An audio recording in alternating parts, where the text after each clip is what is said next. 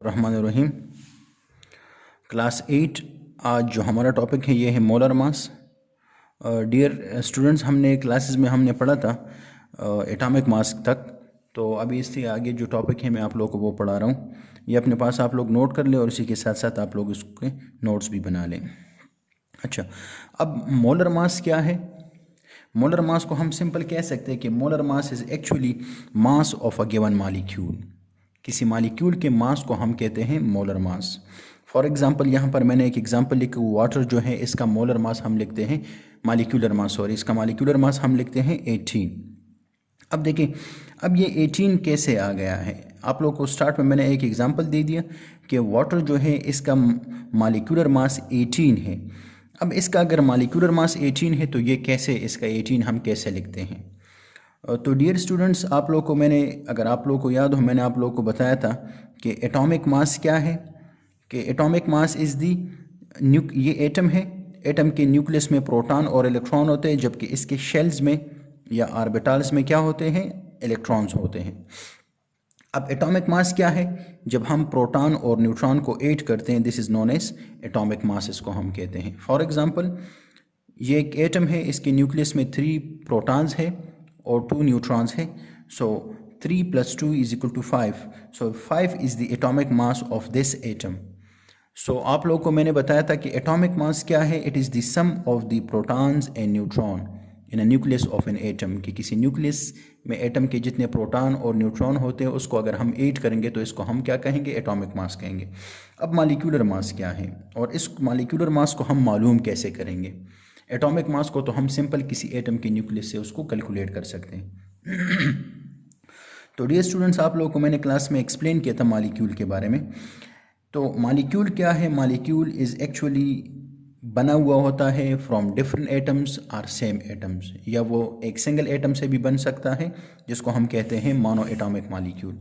अब molecule different और same atom से बने हुए होंगे। फॉर एग्जांपल देखिए, H2 एंड Cl2। तो ये दोनों H2 हाइड्रोजन का मॉलिक्यूल और क्लोरीन का मॉलिक्यूल, ये दोनों जो है ये सेम एटम से बने हुए हैं। लेकिन जो H2O मॉलिक्यूल है ये डिफरेंट एटमों से बना हुआ है, तो इसको हम हेट्रो एटॉमिक मॉलिक्यूल कहते हैं। अब इन एटम्स की हम मॉलिक्यूलर मास कैसे कैलकुलेट करेंगे? एटॉमिक मास को तो आप लोगों को मैंने बता दिया।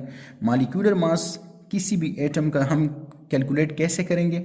मॉलिक्यूलर मास हम मॉलिक्यूल का कैसे कैलकुलेट करेंगे? तो देखिए, मॉलिक्यूलर मास जब आप लोग कैलकुलेट करेंगे तो याद रखिए उस मॉलिक्यूल्स में जितने भी एटम्स होंगे उनके एटॉमिक मास को जब आप लोग ऐड करोगे, दोबारा मैं रिपीट करूं, मॉलिक्यूलर मास मालूम करने के तरीके है कि उस मॉलिक्यूल में जितने भी एटम्स होंगे, उन मॉलिक्यूल्स के में जितने भी एटम्स होंगे उनके जब आप एटॉमिक मास को ऐड करोगे तो इससे बन जाता है मॉलिक्यूलर मास। यहाँ पर आप लोग देखते जाएं, मैं आप लोगों को कुछ स्टेप वाइज चीज़ें बता रहा हूँ कि लेट सपोज, अब ये पॉइंट अपने साथ नोट कर ले कि किसी भी मॉलिक्यूल का मॉलिक्यूलर मास जब आप लोग फाइंड करेंगे तो उसमें कुछ स्टेप्स हैं, वो स्टेप्स अपने साथ याद रखिए। मैंने आप लोगों को सिंपल बता दिया ना कि मॉलिक्यूलर मास क्या है। मॉलिक्यूलर मास इज़ दी, यहाँ पर आप लोगों को मैंने बता दिया कि molecular mass is the sum of atomic masses of atoms present in a molecule. कि एक मॉलिक्यूल्स में जितने एटम्स मौजूद होंगे, जब आप लोग उनके एटॉमिक मास को ऐड करेंगे तो इसको हम मॉलिक्यूलर मास कहते हैं।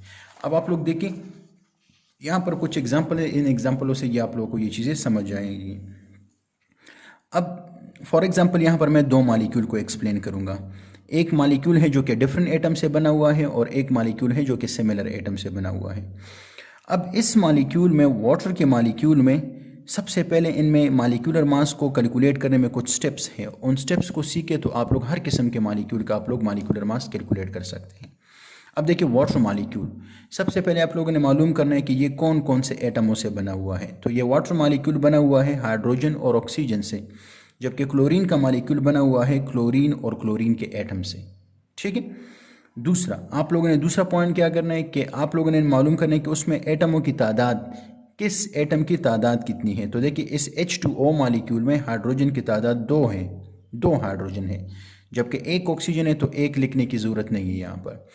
सिमिलरली ये जो क्लोरीन मॉलिक्यूल है इसमें 2 क्लोरीन एटम है, तो अगर आप लोग अलग अलग लिख ले या इसी तरह लिख ले कि 2Cl, मतलब 2 क्लोरीन एटमों से बना हुआ है।